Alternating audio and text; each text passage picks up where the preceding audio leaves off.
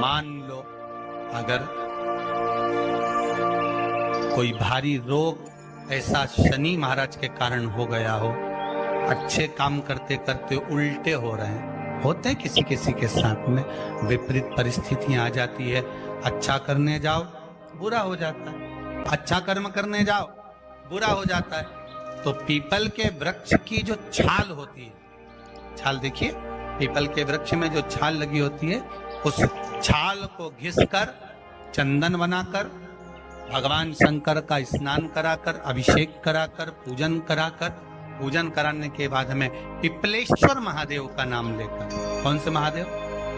पिपलेश्वर महादेव का नाम लेकर वो जो घिसी हुई छाल होती है, उस छाल का तिलक भगवान शंकर को लगा लो और उसी का थोड़ा सा भाग अपने कंठ पर, मस्तक पर लगाना प्रारंभ कर दो। धीरे धीरे जो विपरीत दशा है वो सुधरना प्रारंभ हो जाती है। पर नाम याद रखना, पिपलेश्वर, जम के बोलिए, पिपलेश्वर महादेव। एक देवता ऐसे हैं जिन्होंने दूसरे का हिस्सा खाने का प्रयास करा था और आज भी उस देवता से दुनिया डरती है, और उन्होंने दूसरे का हिस्सा खाने का प्रयास करा था तो शंकर भगवान ने उसको भी नहीं छोड़ा। कौन से देवता? कौन से? शनि देव।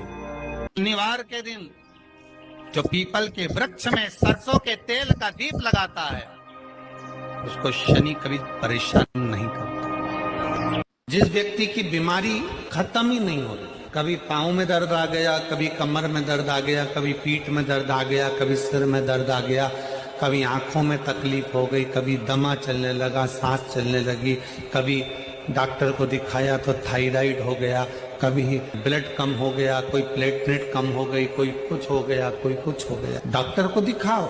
डॉक्टर जो दवाई दे कुंदकेश्वर महादेव के नाम से उसको खाओ। तुमको ऐसा लगे कि ये शरीर का रोग तो समाप्त हो ही नहीं रहा, एक ना एक रोग चल ही रहा, ये रोग समाप्त होने का नाम ही नहीं ले रहा।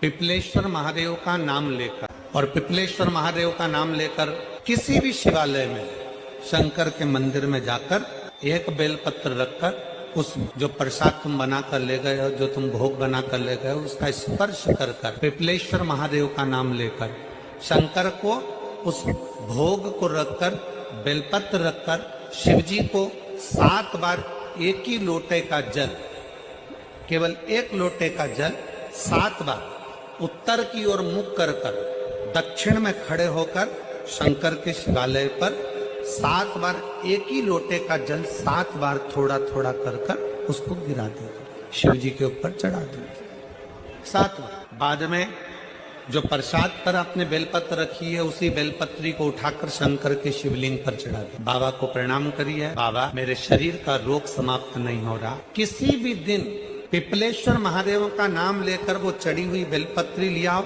प्रसाद लियाओ, घर पर आने पर जैसे ही घर के अंदर प्रवेश करो, सबसे पहले बेलपत्री को चबा चबा कर खा लो। फिर वो जो प्रसाद है, उस प्रसाद को 7 गांठ से थोड़ी थोड़ी देर में 7 बार में उसको खा लेना। बाबा देवाधिदेव महादेव का नाम लेकर, पिपलेश्वर महादेव देव का नाम लेकर प्रणाम कर कर जल का आचमन, हाथ की हथेली में जल लेकर 7 बार आचमन कर लीजिए और शिव का, पिपलेश्वर महादेव का नाम ले लीजिए।